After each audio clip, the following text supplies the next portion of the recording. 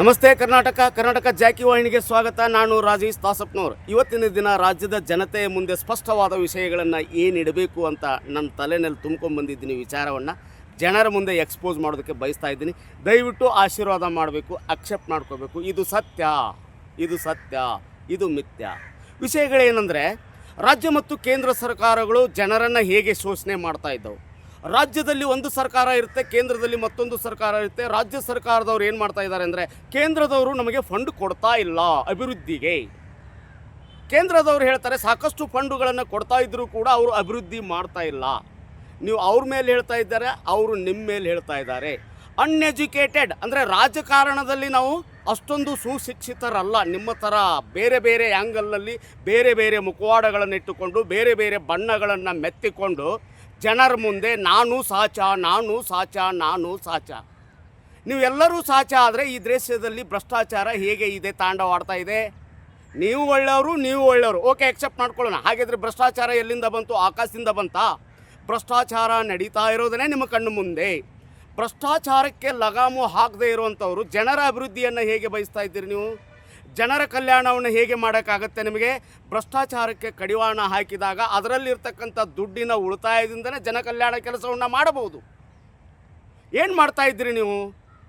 ಬೇರೆ ಬೇರೆ ಯೋಜನೆಗಳ ಮೂಲಕ ಸಮಾಜದಲ್ಲಿ ಮತ್ತೆ ಭ್ರಷ್ಟಾಚಾರವನ್ನು ತಾಂಡವಾಡೋ ಥರ ಮಾಡ್ತಾ ಇದ್ದೀರಾ.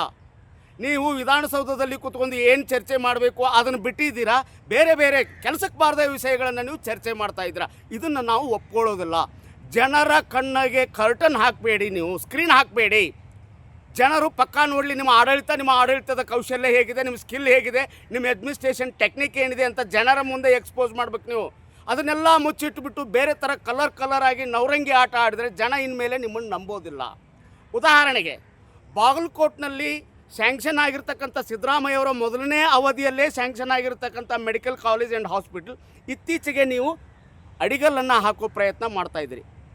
8 ವರ್ಷ 10 ವರ್ಷ ಬೇಕಾಗಿತ್ತು ಅದಕ್ಕೆ ಅಡಿಗಲ್ಲು ಹಾಕೋದಕ್ಕೆ. ಅಂದರೆ ಅಲ್ಲಿ ಉಪಚುನಾವಣೆ ನಡೀತಾ ಇದೆ, ನಾವು ಮೆಡಿಕಲ್ ಕಾಲೇಜ್ ಸ್ಯಾಂಕ್ಷನ್ ಮಾಡಿದ್ದೀವಿ ಅಂತ ಜನಗಳ ಮುಂದೆ ತೋರಿಸ್ಬಿಟ್ಟು ಮತ ಗಿಟ್ಟಿಸುವ ಟೆಕ್ನಿಕಲ್ದೇ ಬೇರೆ ಏನೂ ಅಲ್ಲ.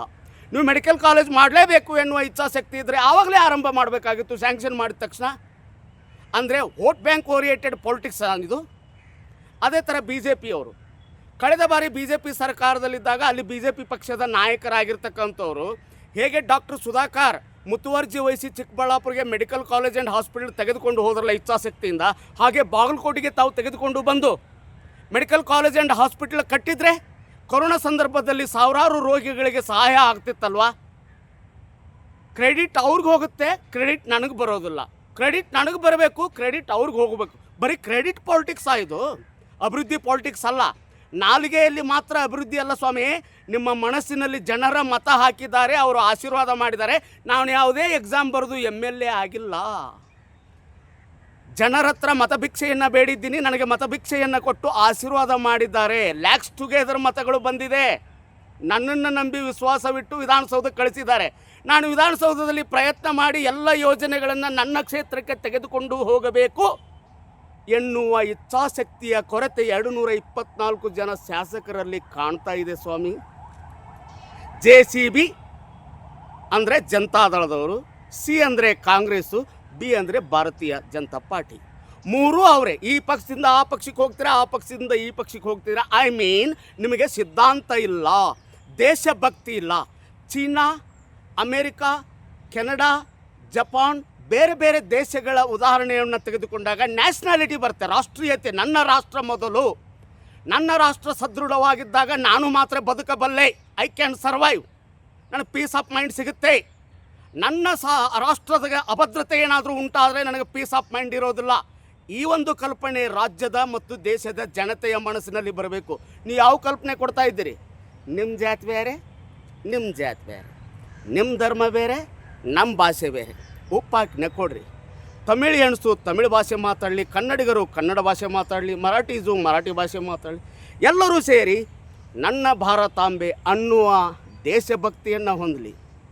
ಇದಾಗಿತ್ತು ಇವತ್ತಿನ ವಿಶೇಷ. ಮತ್ತು ಇಂಥ ವಿಶೇಷಗಳೊಂದಿಗೆ ತಮ್ಮ ಮುಂದೆ ಬರಲಿದೆ ಕರ್ನಾಟಕ ಜಾಕಿ. ನಮಸ್ತೆ. ನಿಮ್ಮ ಆಶೀರ್ವಾದವೇ ನಮಗೆ ಶ್ರೀರಕ್ಷೆ.